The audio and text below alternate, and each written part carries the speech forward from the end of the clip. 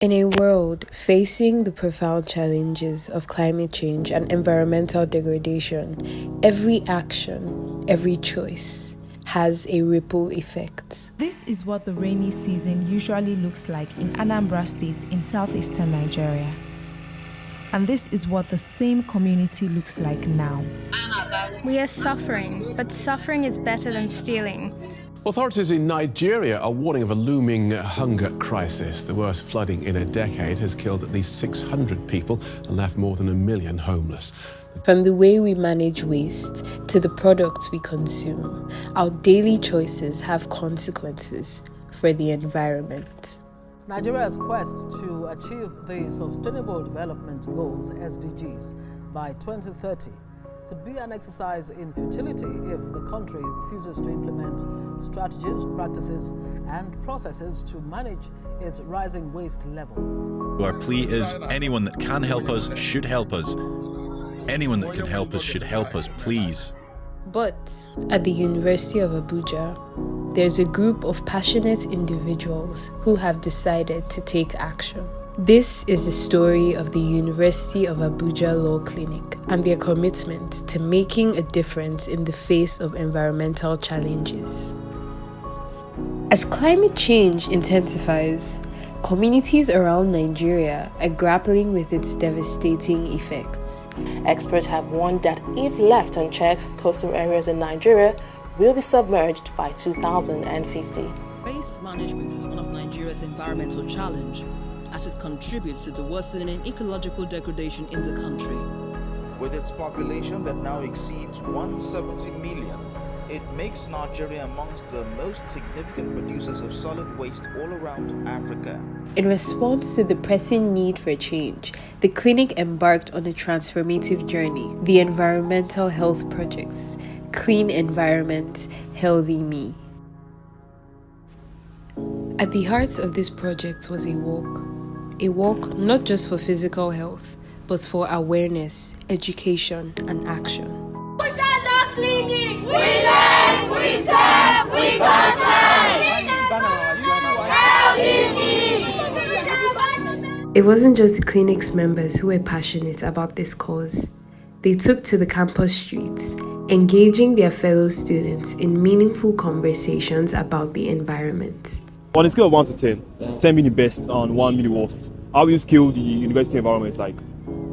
9.5. 9.5, that is 10 being amazing and 1 is 9.5. Okay. I can give 6. Okay. 6. Well, 6 is fair enough if you ask me. But the environment per se, I will give it a 6. I'll give it a 6. 7.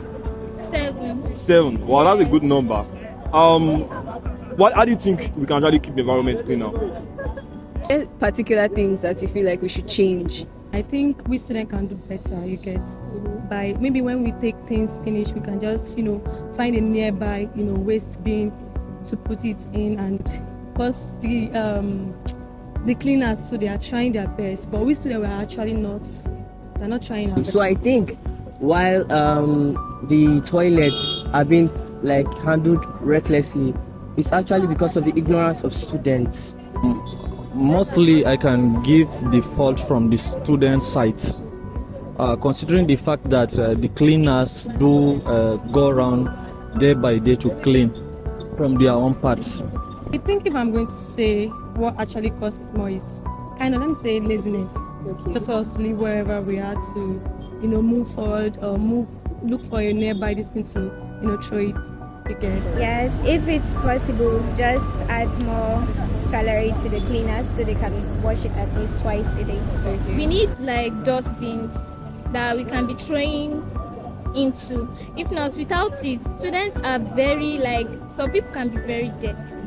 So we need to have those kind of things so that it makes the environment cleaner. I believe the best way to help this situation or handle it is to actually have sanctions.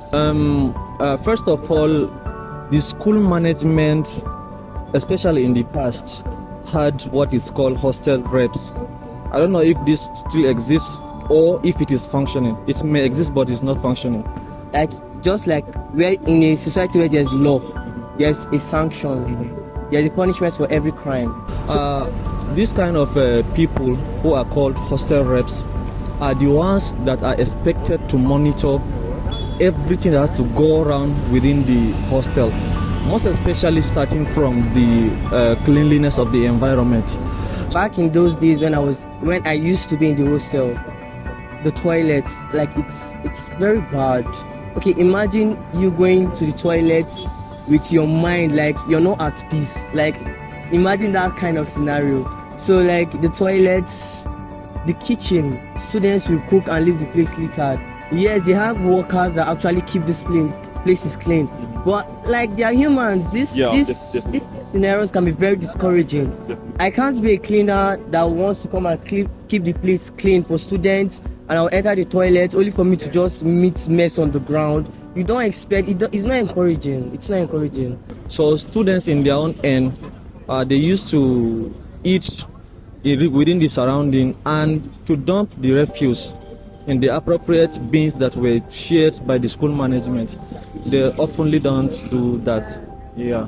The goal was clear: to promote a cleaner, healthier, and more environmentally conscious campus. The clinic didn't walk alone either. They joined forces with the College of Medicine's Department of Public Health and the Faculty of Environmental Sciences, and together they shared insights and united for a common cause. As the Environmental Health Project concluded, the campus stood cleaner, the students more aware, and the future brighter. Okay, so what you're saying now is that we should encourage students to comply with rules that involve the tidiness of the hostels. Yes, exactly. The clinic had taken a stand against environmental degradation and climate change. This is not just a story of awareness, it is a story of action. The University of Abuja Law Clinic has shown that by taking responsibility and making sustainable choices, we can all contribute to a cleaner, healthier planet.